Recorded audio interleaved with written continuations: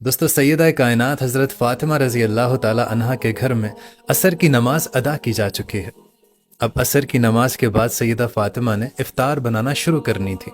तो आपने सोचा कि मैं देख लूं कि घर में आटा मौजूद भी है कि नहीं है। तो आपने देखा कि घर में सिर्फ 4 रोटियों का आटा मौजूद है और घर में शेर खुदा के अलावा नन्हे हज़रत इमाम हुसैन और हज़रत इमाम हसन भी रोज़े से हैं। अब इफ्तार होने से पहले तमाम घर अल्लाह ताला की इबादत में मशगूल था और अल्लाह ताला से रो रो कर दुआएं मांग रहा था। अब इफ्तारी का वक्त करीब आया तो हज़रत फ़ातिमा रज़ी अल्लाह ताला अन्हा ने दुआ को ख़त्म किया और सैयदा फ़ातिमा ने 4 रोटियां पकाईं। अब शाह कौनैन की लाडली बेटी के घर में रमज़ान का दस्तरख्वां सज गया, जिस पर सिर्फ 4 रोटियां और सहरी के वक्त का कुछ बचा हुआ सालन मौजूद था। अब सैयदा फ़ातिमा ने उनके हिस्से की एक एक रोटी उनके सामने रख दी। मगरिब की अजान हुई और रोज़ा इफ्तार हुआ।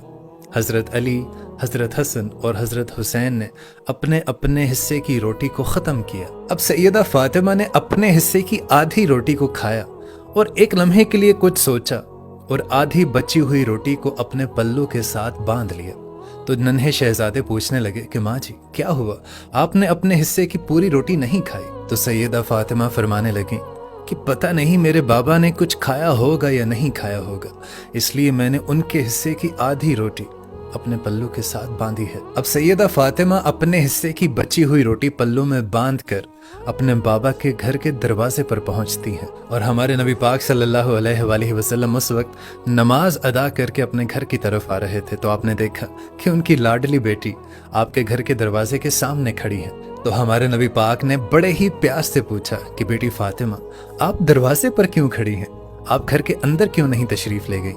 तो बीबी फ़ातिमा कहने लगी कि या रसूलल्लाह, आप इजाज़त देंगे तो मैं घर में तशरीफ़ लाऊंगी। तो हमारे नबी पाक ने अपनी बेटी को अंदर आने का कहा। जब सैयदा फ़ातिमा अंदर तशरीफ़ लाई तो वो आधी रोटी जो आप अपने पल्लू के साथ बांध कर लाई थी, आपने अपने बाबा के सामने पेश की और कहने लगी कि बाबा, मैं खाना खा रही थी, मैं रोटी खा रही थी। अचानक मुझे याद आया कि पता नहीं मेरे बाबा ने रोटी खाई होगी या नहीं खाई होगी। मैं इसी फिक्र में अपने हिस्से की आधी रोटी बांधकर आपके लिए लाई हूँ। सैयदा फ़ातिमा का इतना कहना था कि हमारे नबी पाक सल्लल्लाहु अलैहि वसल्लम की आंखों से आंसू ज़ारो कतार जारी हुए और आप अपनी बेटी से इरशाद फरमाने लगे कि बेटी, मैं आज 4 दिन से भूखा हूँ। 4 दिन से मेरे खलक में एक भी रोटी का निवाला नहीं गया। और दोनों बाप और बेटी ज़ारो कतार रोने लगे।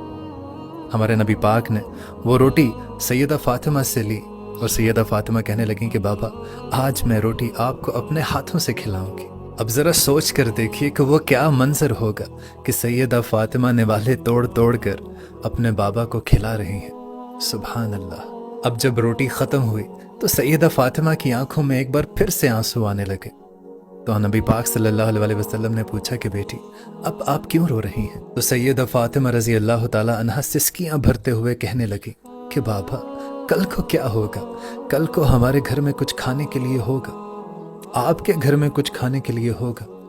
तो ये बात सुनकर हमारे नबी करीम सल्लल्लाहु अलैहि वसल्लम ने अपनी बेटी के सर पर हाथ रखा और इरशाद फरमाने लगे कि बेटी, आज मैं सब्र कर रहा हूँ, कल तुम भी सब्र करना और इस सब्र के बदले में अल्लाह ताला हमारी उम्मत को बख्श देंगे। सुभान अल्लाह दोस्तों, सुभान अल्लाह। दोस्तों, कभी सोच कर तो देखें कि सरकारे दो आलम जिनके लिए ये दुनिया बनाई गई, उनके दस्तरख्वां, उनकी इफ्तारी का माहौल कैसा था, वो अपनी उम्मत को लेकर क्या सोचते थे और उनकी उम्मत उनके लिए क्या कर रही है।